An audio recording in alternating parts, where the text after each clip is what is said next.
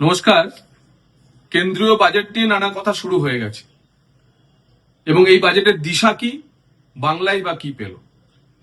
কেন্দ্রীয় অর্থমন্ত্রী নির্মলা সীতারমনজিকে অসংখ্য ধন্যবাদ যে গত 10 বছরে এমন কিছু প্রকল্প বাংলা পেল যা আগে পায়নি, এবং সে কারণে প্রধানমন্ত্রী শ্রী নরেন্দ্র মোদীজিকেও একজন বাঙালি হিসেবে বিশেষ ধন্যবাদ জানাই। বাজেটের শুরুতে তিনি মূলত তিনটি যে মুখ্য বিষয়, কিসের উপর ফোকাস করে বাজেট হয়েছে, কেন্দ্রীয় অর্থমন্ত্রী তা স্পষ্ট করে দিয়েছেন। এক হচ্ছে ওভারঅল গ্রোথ, দুই হচ্ছে যে অ্যাসপিরেশন যা নতুন ভারতে, সেই অ্যাসপিরেশনকে লক্ষ্য করে তার জন্য কিছু পলিসি তৈরি করা, এবং সমাজের একেবারে অন্তদয় স্তরে উন্নয়নকে নিয়ে যাওয়ার জন্য সবকা সাথ সবকা বিকাশের যে মন্ত্র, সেই ধরনের অন্তদয়ের ভুক্ত মানুষগুলোকে সহায়তা করা। এবার আসি বাংলা কি পেল। দেখুন, এই প্রথম ডানকুনি অমৃতসর যে ফ্রেট করিডর ছিল, সেই ফ্রেট করিডরের অতিরিক্ত জমি জটের জন্য পশ্চিমবঙ্গ সরকারের এই ডানকুনি পর্যন্ত ফ্রেট করিডর সম্প্রসারিত করা যায়নি। আরো একটি সুযোগ দিয়ে এবার নির্মলাজি ডানকুনি থেকে সুরাট পর্যন্ত নতুন ফ্রেট করিডরের কথা ঘোষণা করলেন। অর্থাৎ পূর্ব থেকে পশ্চিম এই ফ্রেট করিডর যদি সত্যি করে বাস্তবায়িত করতে পারে, করা যায়, তাহলে পশ্চিমবঙ্গের আর্থিক বিকাশ, আর্থিক উন্নয়ন ব্যাপক গতি পাবে। দুই, এই ডানকুনি সুরাট ফ্রেট করিডরকে কেন্দ্র করে, পূর্ব আর পশ্চিমে সংযোগকারী এই ফ্রেট করিডরকে কেন্দ্র করে 20টি ইনল্যান্ড ওয়াটারওয়েজ তৈরি করা হবে।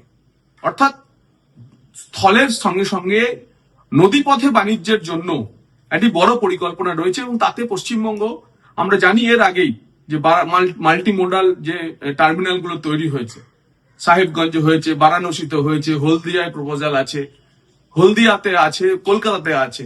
তো তাতে জলপথে বাণিজ্য, যার লক্ষ্য হচ্ছে যে স্থলপথে এবং রেলপথের থেকে জলপথে বাণিজ্য বাড়ানো।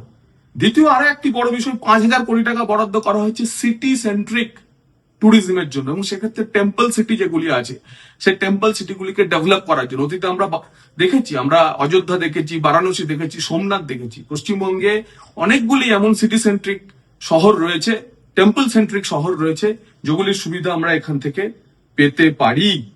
দুই, 7টি যে হাই স্পিড রেল করিডর তৈরি হয়েছে, তার মধ্যে অন্তর্ভুক্ত হয়েছে বারাণসী শিলিগুড়ির হাই স্পিড রেল করিডর। এটি পশ্চিমবঙ্গের রেল যোগাযোগের ক্ষেত্রে একটি বড় যুগান্তকারী পরিবর্তন হবে। কেন্দ্রীয় অর্থমন্ত্রী বলেছেন যে all India institute of Ayurveda আরো যে 3টে তৈরি হবে, সেটাও একটি পূর্ব ভারতে তৈরি হওয়ার কথা। তো all India institute of Ayurveda যদি পূর্ব ভারতে পায়, সেটাও বাংলাতেও তার সেটা আশা। যদি পশ্চিমবঙ্গে বিজেপি সরকার হলে তো all India institute of Ayurveda পশ্চিমবঙ্গে হবেই হবে। এছাড়াও ন্যাশনাল ইনস্টিটিউট অফ ডিজাইন যে নতুন তৈরি হতে চলেছে, সেটাও একটা পূর্ব ভারতে তৈরি হবে বলে নির্মলাজি ঘোষণা করেছেন। সো ন্যাশনাল ইনস্টিটিউট অফ ডিজাইনও আমরা পেতে পারি। এখানকার ছেলেমেয়েরা যারা ডিজাইনিং এর ক্ষেত্রে, আর্ট এন্ড কালচারের ক্ষেত্রে বেশ স্কিলফুল, তারা এই সুবিধা পেতে পারে।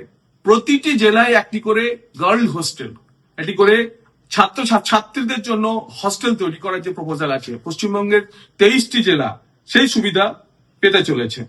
এছাড়া রয়্যাল বেঙ্গল টাইগার বা ব্যাঘ্র প্রকল্প নিয়ে যে আন্তর্জাতিক সেমিনার, সেই আন্তর্জাতিক সেমিনারে 95টি দেশ অংশগ্রহণ করতে চলেছেন। ব্যাঘ্র সংরক্ষণ নিয়ে, বাঘ সংরক্ষণ নিয়ে পশ্চিমবঙ্গ সরকারের বা পশ্চিমবঙ্গের ভূমিকাও এই বছর বড় হতে চলেছে।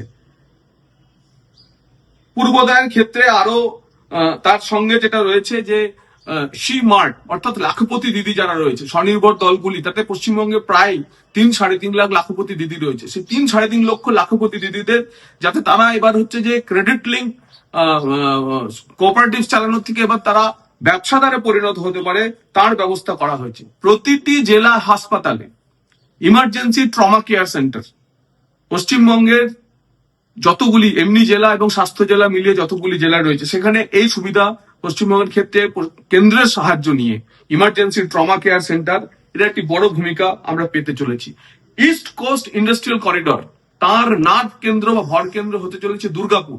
দুর্গাপুরকে কেন্দ্র করে ইস্ট কোস্ট ইন্ডাস্ট্রিয়াল করিডর হতে চলেছে। 4,000 ই বাস 4,000 ই বাস পূর্ব ভারতের ক্ষেত্রে কেন্দ্র সরকার দেওয়ার কথা ভেবেছে। পশ্চিমবঙ্গ পূর্ব ভারতের সবচেয়ে বড় রাজ্য, সবচেয়ে বেশি ই বাস এখান থেকে পাওয়া যাবে।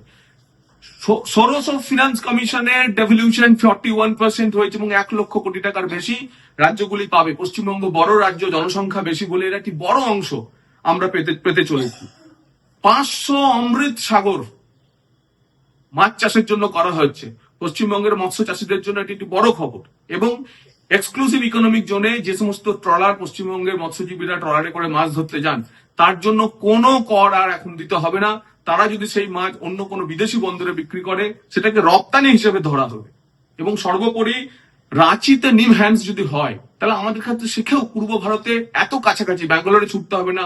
বাঙালি যে কোনো বাংলাতে বাঙালির যে মানসিক রোগীরা, তারা রাঁচি থেকেই এই সুবিধা পাবেন। তার ফলে যারা মনে করছেন যে বাংলা কি পেল, এতগুলি প্রকল্প বাংলা পেয়েছে। এর সঙ্গে সঙ্গে রেল বাজেটে আমরা যদি দেখি, একগুচ্ছ নতুন ট্রেন, নতুন লাইন, ডাবলিং, রেলের ক্ষেত্রেও বিরাট বিকাশ হচ্ছে।